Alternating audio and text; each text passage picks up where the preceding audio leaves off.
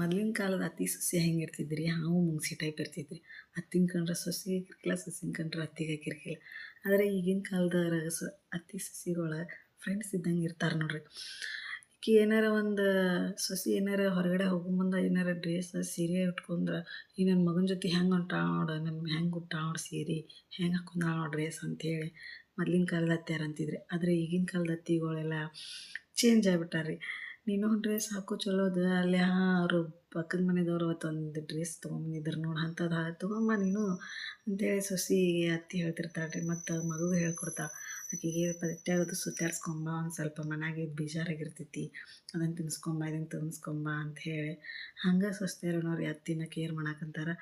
ಅವ್ರಿಗೆ ಏನೇನು ಬೇಕು ಬೇಡ ಆಕೆಗೆ ಇಷ್ಟ ಆಗಿದ್ದನ್ನೆಲ್ಲ ಮಾಡಿಕೊಡ್ತಾರೆ. ಈಗಿನ ಮೊದ್ಲಿನಂಗೆಲ್ಲ ನೆಗ್ಲೆಕ್ಟ್ ಮಾಡಂಗಿಲ್ಲ. ಮತ್ತು ಅತ್ತಿ ಸೀರಿಯಲ್ ನೋಡಿದ್ರೆ ಸೊಸೆ ಇನ್ಸ್ಟಾಗ್ರಾಮಾಗ ರೀಲ್ಸ್ ಅದು ನೋಡ್ತಿರ್ತಾಳೆ ರೀ. ಆಮೇಲೆ ಇಬ್ಬರು ಹೊಂದ್ಕೊಂಡು ವಾಕಿಂಗ ಅದು ಇದು ಮಾಡ್ಕೊತಾರೆ. ಆಮೇಲೆ ಏನಾರ ಒಂದು ಮನ್ಯಾಗ ಕೆಲಸ ಇತ್ತಂದ್ರೆ ಇಬ್ಬರು ಜೊತೆಯಾಗಿ ಅದನ್ನು ಫ್ರೆಂಡ್ಸ್ ಥರ ಮಾಡ್ತಾರೆ. ಅದಕ್ಕೆ ಸ್ವಲ್ಪ ಕಾಲ ಚೇಂಜ್ ಆಗಿಬಿಟ್ಟೈತೆ ರೀ.